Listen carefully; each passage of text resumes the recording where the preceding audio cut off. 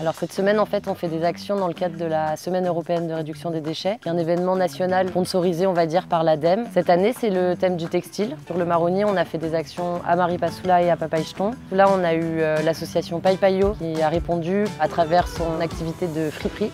Elles ont aussi proposé des ateliers couture hier à Maripasoula. Et pour Papaichton, il y a également l'association Misaluku. Puis on est là pour redonner une seconde vie aux vêtements qui datent un peu dans le placard, qu'on ne veut plus remettre. Pour éviter de jeter à la poubelle, on récolte et la couturière peut les transformer. La couturière fait des jupes, les transforme en robes, torchons, serpillères, paniers, bacs pour mettre les vêtements sales dedans. On a aussi mobilisé Belle Paire, qui est une entreprise de Rémire Montjoly qui fait nettoyage, réparation, customisation de baskets. Les enfants devaient ramener leur paire de chaussures et par la suite eux-mêmes, avec leur imagination et l'inspiration personnalisée, à leur goût, quoi.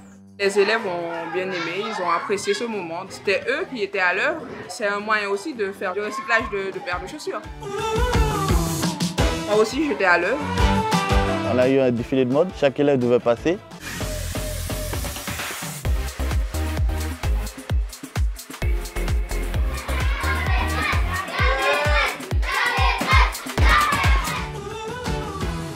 Je trouve que ça a super bien fonctionné. Ils étaient très contents, il y a ceux qui ne voulaient même pas que je parte aussi. L'association a mené une action sur les berges de la commune de Papaichton. Il y avait pas mal de participants, notamment jeunes. On a ramassé pas mal d'ordures, beaucoup de métaux. On a trouvé aussi beaucoup de plastique, énormément de fûts de carburant sur les berges, chose qui est problématique. La population de Papaichton pêche énormément, se douche, se baigne dans le fleuve. Pour moi qui suis originaire de Papaichton, la sensibilisation n'est pas faite assez tôt, je dirais. Et je pense que ça passe par là en fait. Les déchets qu'on a ramassés, on les a laissés sur la place où se tiennent les ateliers, à la vue de tout le monde en fait, pour qu'ils s'aperçoivent un peu du nombre de déchets qu'on trouve en fait sur nos berges. Les jeunes ont été à l'écoute par rapport à ça, donc on est assez content en fait de cette première édition. On aurait voulu qu'il y ait un peu plus d'adultes, mais j'espère que pour les prochaines éditions, qu'ils soient acteurs de ce qu'on mène en fait.